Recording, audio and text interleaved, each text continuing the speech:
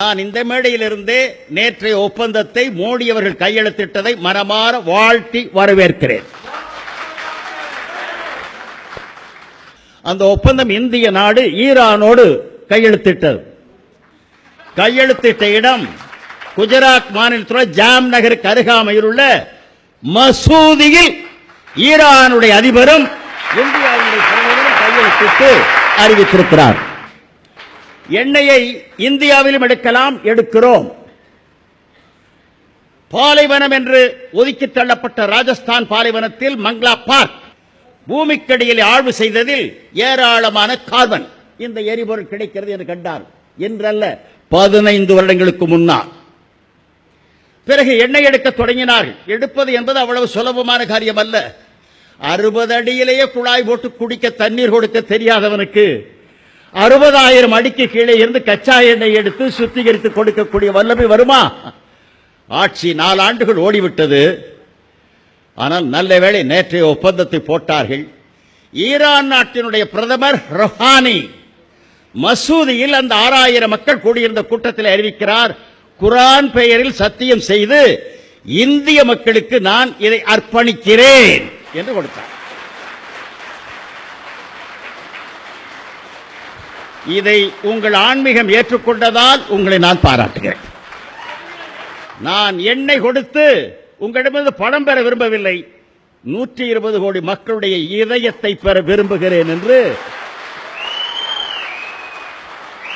சொன்ன ரொஹானி இன்றைய Hindu பத்திரிகையிலும் times of India பத்திரிகையிலும் கருப்பு எழுத்தில் இருக்கிறது, தயவு செய்து படியுங்கள்.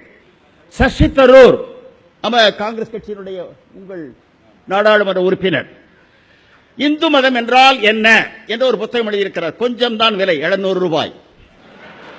ஆனால் பேட்டா கம்பெனி முறையிலே 699 ரூபாய் என்று போட்டிருக்கிறார். நான் அந்த புத்தகத்தினுடைய ஒரு சுருக்கத்தை மட்டும் படித்தேன்.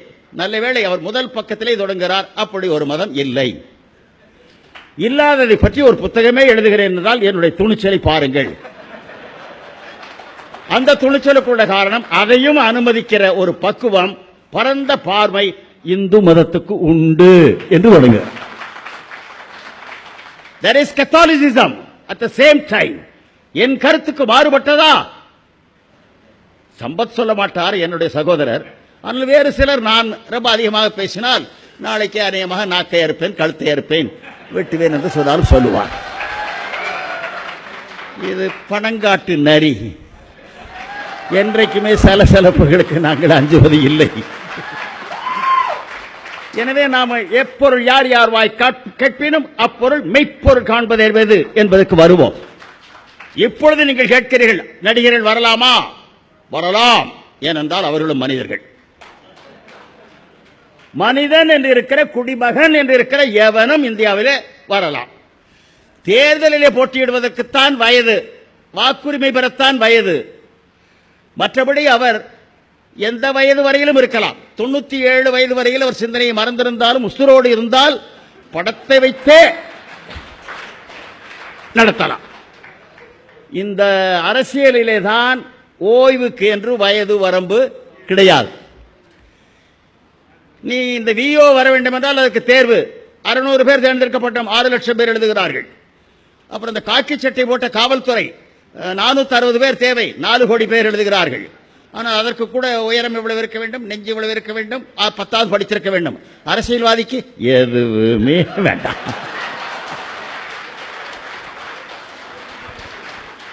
ஆக எவரும் நுழையலாம். எனவே இந்த 2 பேரும் நுழையலாமா என்ற கேள்வி எழுப்புவதே தவறு. நல்லது சொன்னார்கள், சித்த சுவாதீனம் இல்லை, அதோடு வேறு சிலவும் இருக்கிறது. நேற்றைக்கு முந்தா நாள் இந்திய தாயினுடைய செல்ல மகன் நரேன் மோடி, உடனே நரேந்திர மோடி அல்ல, நரேன் மோடி, பஞ்சாப் நேஷனல் வங்கியில் கொஞ்சம் போல ஒரு 15,000 கோடி எடுத்துக்கொண்டு குடும்பத்தோடு போய்விட்டான். போகும்போது பாரத் மாதா கி ஜெய் சொல்லிவிட்டு தான் போறான்.